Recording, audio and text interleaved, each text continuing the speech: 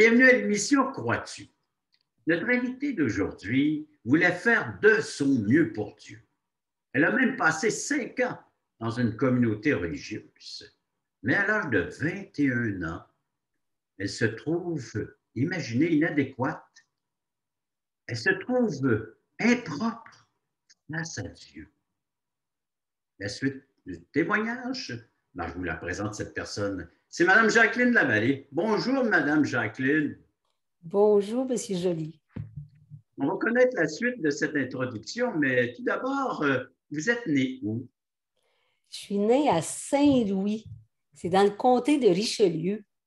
Alors, c'est une petite municipalité là, entre Sorel et Saint-Hyacinthe, mais plus proche de Sorel. Puis, je viens d'une famille de 10 enfants. Moi, je suis la troisième.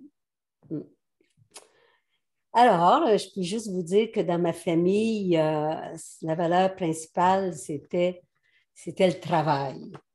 On travaillait fort, on était sur une ferme. Puis, on travaillait tellement fort, mais c'était comme ça. Puis, on était comme élevés, nous, à faire de notre mieux. Toujours faire de notre mieux. OK. De sorte que quand septembre arrivait, ouf, qu'on était content. Parce que là, c'était l'école.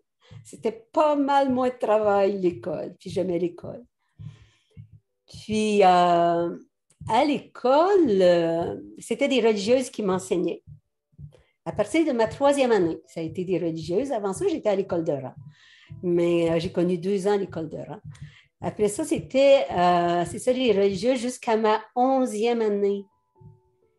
Puis, dans ma famille, c'était ma mère qui véhiculait les valeurs religieuses. Il y avait 2 grandes valeurs, le travail puis les valeurs religieuses. Il y avait tout ça.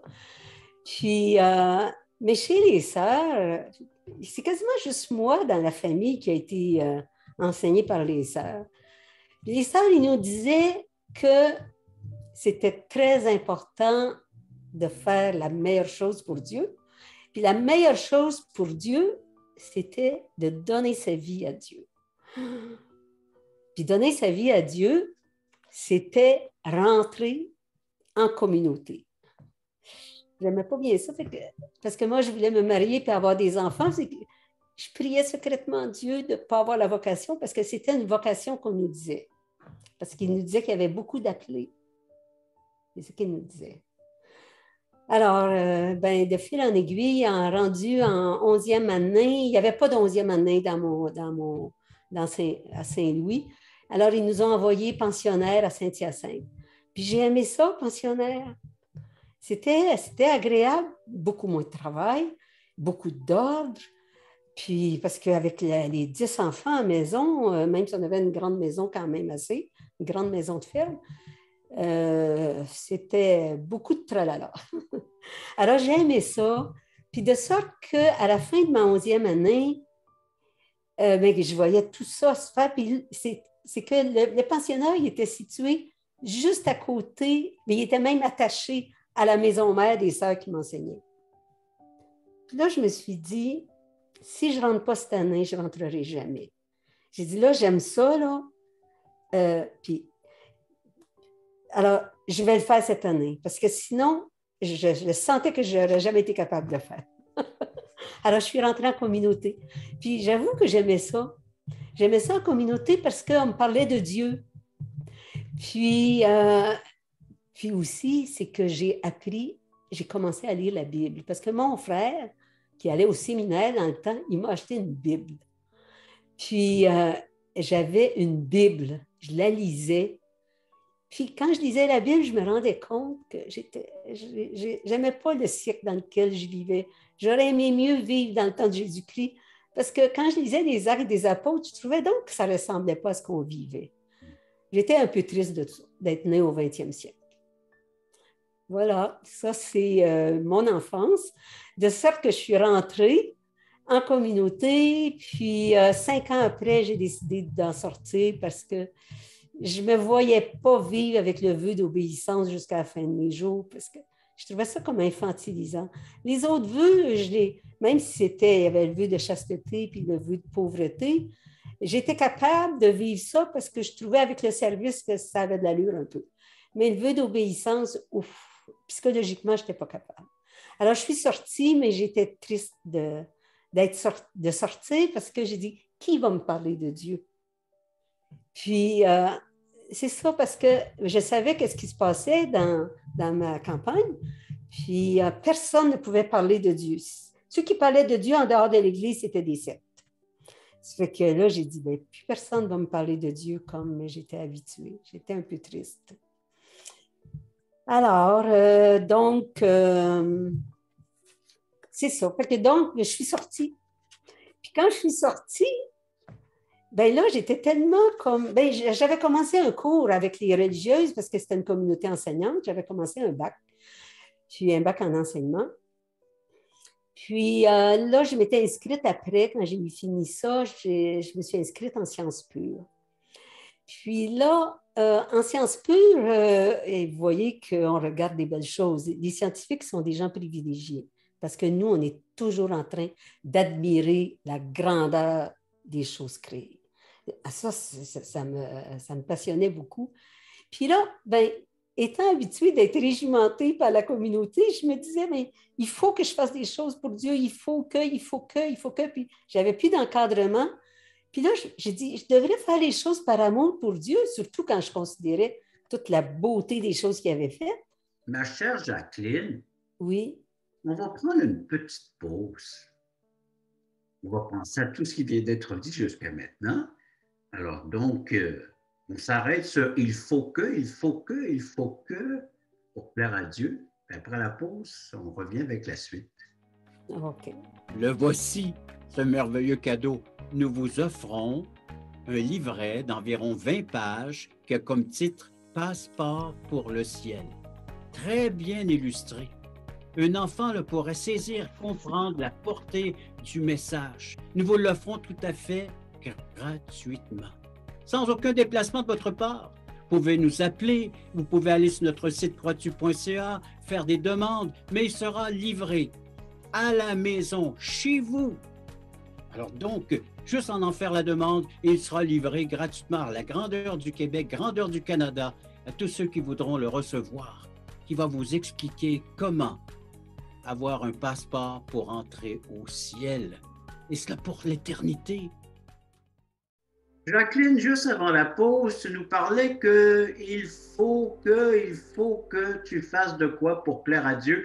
Et tu te posais la question, puis-je faire de quoi par amour pour Dieu? Puis j'étais vraiment embêtée. Puis, parce que je connaissais juste la religion en réalité. Même si j'avais lu la Bible chez les sœurs, je la lisais avec les lunettes de la religion.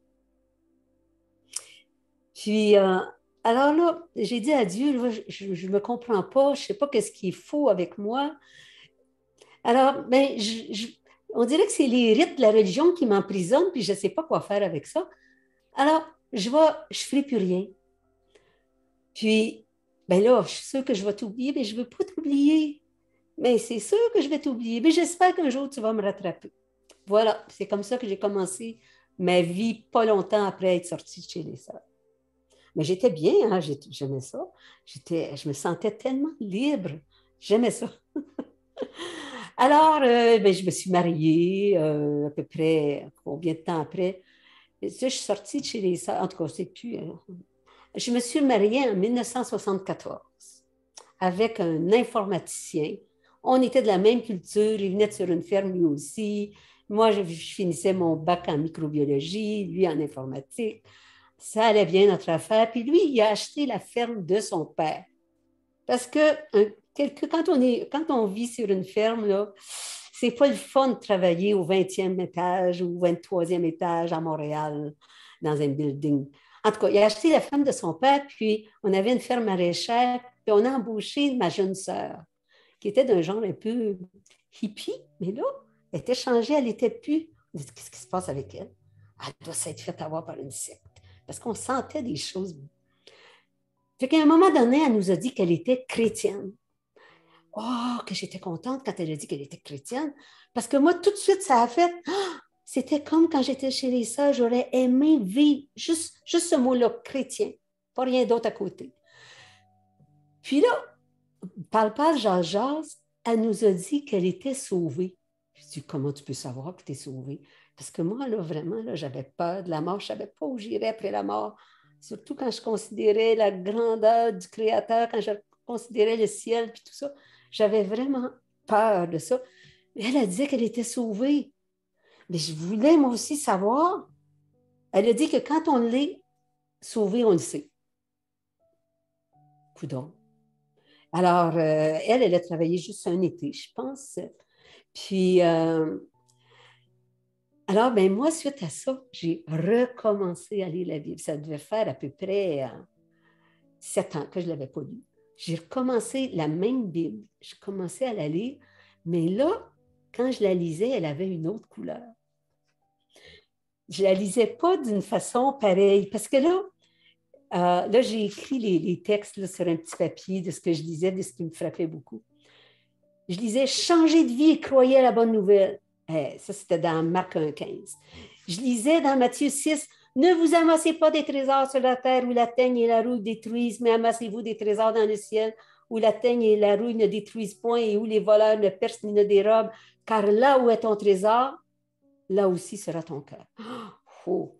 Puis là, la pire, c'est quand je lisais « Car quiconque aura honte de moi et de mes paroles au milieu de cette génération adultère et pécheresse, le Fils de l'homme aura aussi honte de lui quand il viendra dans la gloire de son Père. » Et puis, quiconque me reniera devant les hommes, je le renierai aussi devant mon Père qui est dans les cieux. Mais moi, là, je lisais la Bible en cachette, même mon mari ne savait pas. Et je te dis, je ne me sentais pas vraiment bien. Je me sentais, ça me troublait parce que je me sentais pas correcte vis-à-vis de Dieu. Puis, je me sentais perdue. Puis là, je voulais être sauvée. J'ai dit, si je meurs, où je vais aller? Puis ma sœur, elle disait qu'on le savait quand on était sauvés. Puis moi, je ne le savais pas. J'écoutais des émissions de télévision. Puis je demandais à Dieu de rentrer dans ma vie, puis il ne rentrait pas. Quelle tristesse. J'étais vraiment accablée. Ça m'accablait parce que je n'étais pas sûre d'être sauvée. Alors Dieu, à un moment donné, il m'a rattrapée en 1978. En août 1978. C'est que mon mari a fait une rupture d'anévrisme. Là, il y avait comme dans le cerveau. Fait que son cerveau a saigné. Il y avait un mal de tête épouvantable. Puis là, entre les médecins, ça a pris du temps. À Saint-Hyacinthe, ils n'ont pas découvert ça la première journée, ils ont découvert la deuxième journée. Il a fallu qu'ils montent à l'hôpital Notre-Dame quand ils ont su que c'était vraiment le cerveau qui avait saigné. Là, moi, j'étais sûre, et les médecins me le disaient, s'il n'était pas opéré, il mourrait sûr. Puis s'il était opéré, bien là, c'était 99,99% des chances que l'opération ne réussisse pas. Dans ce temps-là, je pense qu'il n'y avait pas le laser et tout ça. J'ai l'impression qu'aujourd'hui, peut-être qu'il l'aurait sauvé. Mais en tout cas, entre-temps, à l'hôpital, ils ont donné des médicaments, il n'y avait plus mal de tête, puis il fallait qu'il se repose en attendant l'opération pour qu'on puisse faire l'opération. Alors, mais là, ça... L'opération, on s'arrête à cette épreuve. On prend une pause. OK. Donc, là, l'épreuve, le mari est à l'hôpital, et puis on va apprendre la suite après la pause. Le ministère Crois-tu est heureux de t'inviter à une étude biblique en ligne. Plusieurs écoutent régulièrement ces témoignages de conversion qui ont tous un point commun. Ils ont reçu Jésus-Christ en tant que sauveur personnel. Tu as des questions existentielles? Dieu, la vie, où je vais après la mort? Tu veux en savoir plus sur ce salut éternel? En te rendant sur la plateforme croistu.ca, tu trouveras le lien qui te conduira à une étude et partage de l'Évangile selon Jean tous les mardis soirs 20h. Je vous attends grand nombre. Jacqueline, tu avais fait une prière demandant à Dieu qu'il te rattrape un jour après avoir tout abandonné. Et là, il arrive l'épreuve de la maladie.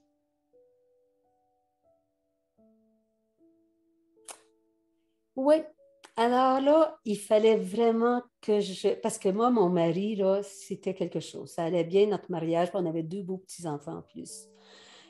Là, c'était comme si j'avais le nez, là, complètement collé sur un mur, mais d'une épaisseur, là, très épais. C'était vraiment pas drôle. Puis là, je me voyais comme devant 2 choix. La vie est absurde. À ce moment-là, ben là, c'est aussi bien de sombrer dans la folie si la vie est absurde, parce que je n'aurais pas eu le courage de me tuer. Puis, ou bien, la vie n'est pas absurde. Mais si la vie n'est pas absurde, là, il faut qu'il y ait Dieu là. Il faut que Dieu soit là. Puis là, si Dieu est là, il faut que j'arrête de niaiser avec ma vie. Parce que c'est ça, je vivais comme si Dieu n'était pas là. C'était pas vraiment correct. Mais comme j'avais lu la Bible beaucoup, je me suis souvenue, ça c'est sûrement Dieu qui m'a mis ces paroles dans mon cœur, j'ai lu « Heureux ceux qui pleurent, car ils seront consolés. » J'ai dit, Dieu, Jésus, tu as dit que tu es Dieu. Tu as dit que tu es la vérité. Tu as dit que tu es la vie. Si tu es vraiment la vérité, non, ce que tu as dit, non, c'est que je vais être consolée par toi. Puis,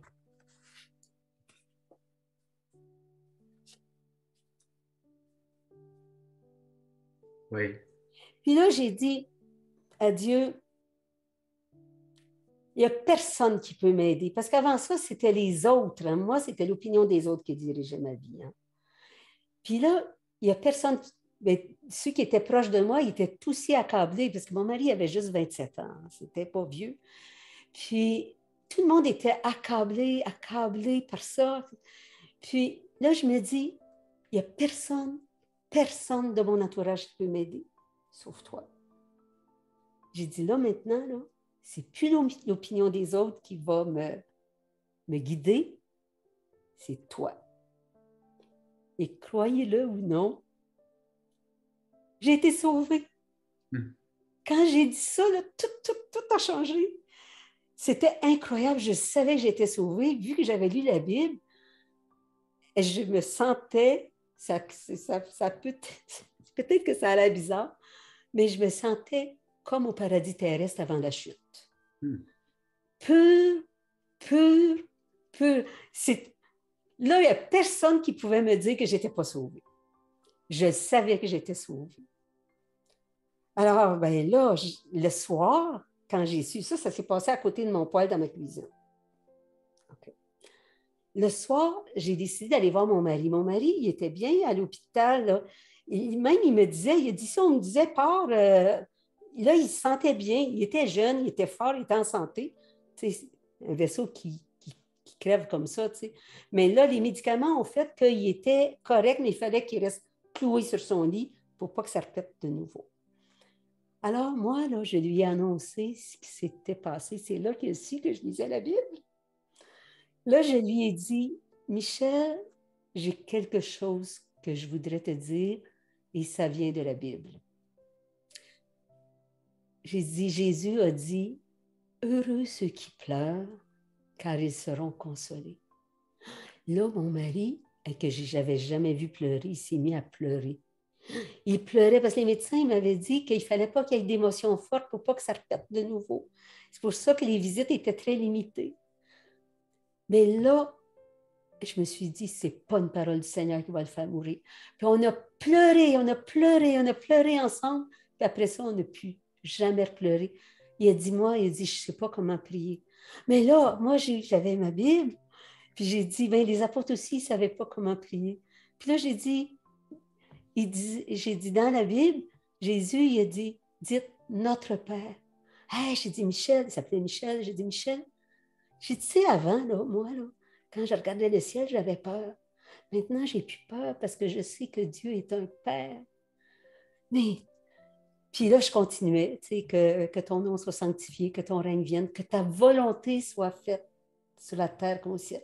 La volonté d'un père, Michel, ça ne peut pas être méchant. C'est que là, on était dans le repos. Et mon mari, il s'est converti. Là, parce que ça prendrait trop de temps, vu qu'on a juste une demi-heure, là.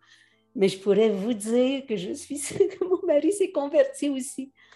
Mais après ça, il s'est fait opérer. Ben, l'opération, comme le médecin m'avait dit, ils ont réussi à la faire. Ça, c'était déjà une grosse chose. Ils ont réussi à faire l'opération. Le jour après, il y avait une conscience. Le médecin m'a dit que oui, il a serré la main du médecin. Mais après ça, il est tombé dans un coma. Puis ensuite, il est sorti de son coma, mais il est devenu légume. Pendant un an de temps, il n'était plus là du tout. Et c'est ça, un an après, en septembre 1979, il est décédé. Alors, c'est ça qui s'est passé. Oui, l'épreuve était là. Et en plein au cœur de l'épreuve, toi et ton mari, vous vous êtes convertis avec l'assurance d'avoir une place au ciel, d'être devenus purs. Après la pause, j'aimerais que tu nous expliques davantage à nos téléspectateurs comment prier pour devenir des êtres purs devant Dieu et avoir l'assurance d'avoir une place auprès de lui pour l'éternité. À la pause, Jacqueline. Le samedi 11h30, Crois-tu vous invite à regarder les témoignages vivants et percutants qui nous ramènent à l'essentiel. Nos invités vous dévoileront comment le Seigneur est entré dans leur vie.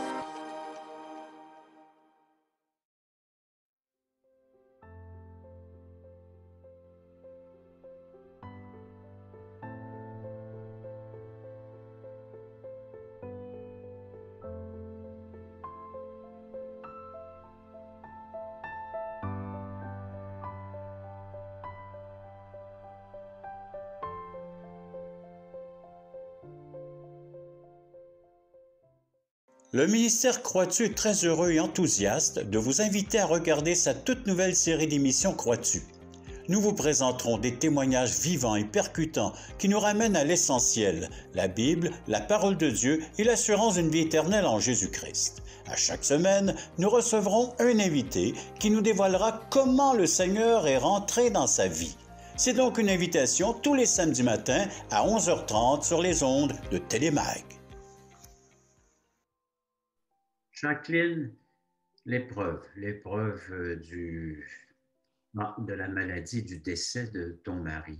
Mais au sein de cette épreuve-là, tu nous dis que tu as été déclaré pur par le Père, par le Dieu Tout-Puissant, et ton mari a eu l'assurance dans ses douleurs, dans ses souffrances et dans les larmes que le Seigneur lui a révélé qu'il était maintenant un citoyen céleste.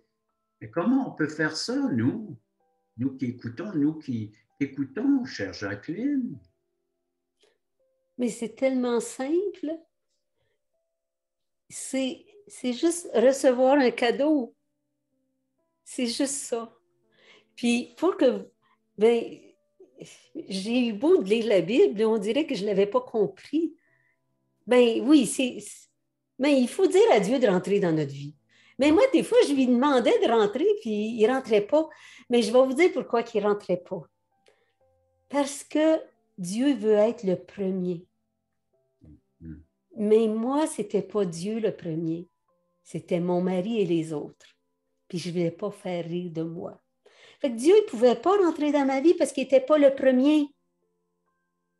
Alors, quand j'ai dit, c'est toi maintenant qui vas... Enfin, quand je disais, c'est toi qui vas diriger ma vie, tu vas être le Seigneur de ma vie. Là, j'ai reçu le cadeau. Mais là, parce que moi, j'étais dans les il faut que, bien, j'avais arrêté ça, les il faut que. Il y a beaucoup de gens qui sont dans les faut que, puis il faut que je fasse ceci, puis cela, puis... Oui, mais là, je vais vous lire, je vais enlever mes lunettes parce que c'est sombre un peu ici, là. Dans Éphésiens, vous allez écouter bien ça. En effet, c'est par la grâce que vous êtes sauvés par le moyen de la foi. Et cela ne vient pas de vous. C'est le don de Dieu. Un don, c'est un cadeau, hein? C'est un cadeau. Et cela, c'est le don de Dieu. Ce n'est pas par les œuvres, c'est pas par les il faut que. C'est pas les faut que. Ce n'est pas par les œuvres afin que personne ne puisse se vanter. En réalité, c'est lui qui nous a fait. Nous avons été créés en Jésus-Christ pour des œuvres bonnes que Dieu a préparées d'avance afin que nous les pratiquions. Alors, les œuvres viennent après le salut, après avoir reçu le don gratuit. Après, ils sont tellement de fun, les œuvres qui nous préparent d'avance. On est tellement heureux de les faire. On se sent choyé. Savez-vous comment je me sens choyé? Je vais vous dire comment. Quand Dieu me prépare des œuvres, c'est qu'on a eu beaucoup d'enfants chez nous. Hein. Ma mère avait des enfants chaque année, puis comme j'étais la troisième. C'est quand ma mère nous donnait la permission de prendre le petit bébé et qu'on était heureux.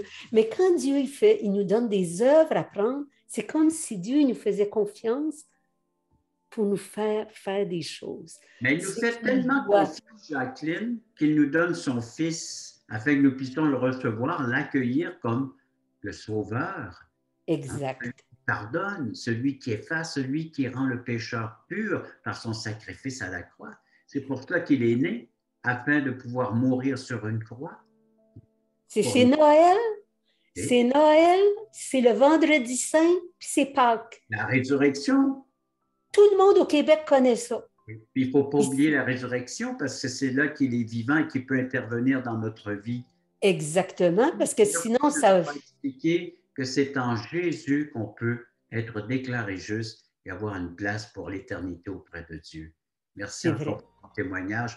Et j'invite les gens à nous écrire à croitu.ca, recevoir notre littérature Passeport pour le ciel, tout à fait gratuit. Communiquer avec nous, échanger avec nous, un service gratuit qu'on vous offre, chers téléspectateurs. Alors, Jacqueline, encore merci de ta participation et merci à vous tous d'avoir été à l'écoute de cette autre émission. Croix-tu.